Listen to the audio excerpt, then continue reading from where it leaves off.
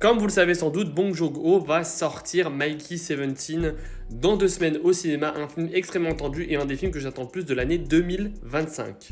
Mais Bong Joon-ho, ce n'est pas que Mikey 17, ce n'est pas que Murderer of Mystery, ce n'est pas que Parasite, ce n'est pas que l'exceptionnel Snowpiercer, c'est aussi Okja. Alors Okja, je pense que tout le monde le connaît à peu près ce film. C'est un film qui a fait beaucoup de bruit, que ce soit en termes de critique, parce que le film est vraiment bon, mais surtout parce que le film avait été l'un des premiers films à être nominé dans plusieurs catégories d'awards, notamment les Oscars et à Cannes.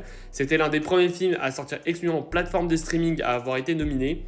Et évidemment, ça avait fait polémique à l'époque parce que personne n'y était habitué, personne n'avait kiffé la nouvelle et le film avait été boycotté en masse des académies, des Oscars et de Cannes. Évidemment, Bong Joon-ho a repris sa revanche avec Parasite qui a tout raflé à Cannes et aux Oscars. Mais alors, ça parle de quoi Okja?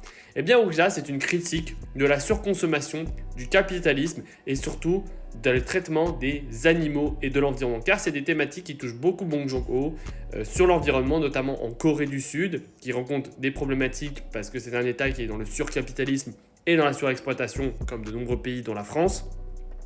On va lui suivre l'histoire d'une petite fille coréenne qui s'occupe depuis de 10 ans d'un super animal qui, pour beaucoup d'entreprises, pourrait être un énorme bénéfice en termes d'alimentation, de surproduction de produits. Ils vont donc décider de récupérer cet animal des manières les plus douteuses possibles et cela va se faire confronter avec des terroristes écologistes qui vont tout faire pour protéger cette bête pour empêcher sa surproduction.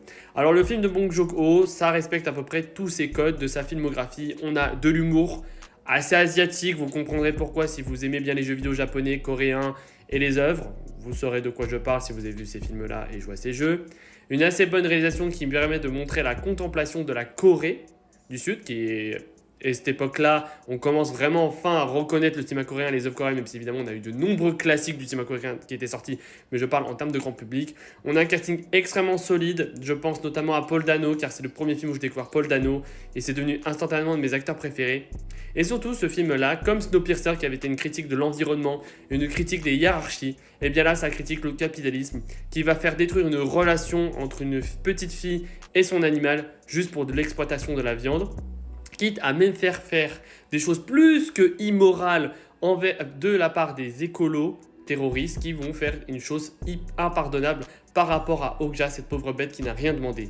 Avant tout, ce film, c'est une critique de ce système-là, qui vont surexploiter les ressources, surexploiter les animaux, dans un seul but de profit, et qui vont faire passer toute leur humanité dans une hypocrisie pour devenir totalement inhumains. Donc si vous voulez voir un film de Bong Joon-ho, mi-occidental, mi-asiatique, qui arrive à critiquer toutes les thématiques qui lient ces pays-là, de la surexploitation et du capitalisme, avant d'aller voir Mikey 17, je peux que vous recommander Okja qui est partout disponible sur Netflix.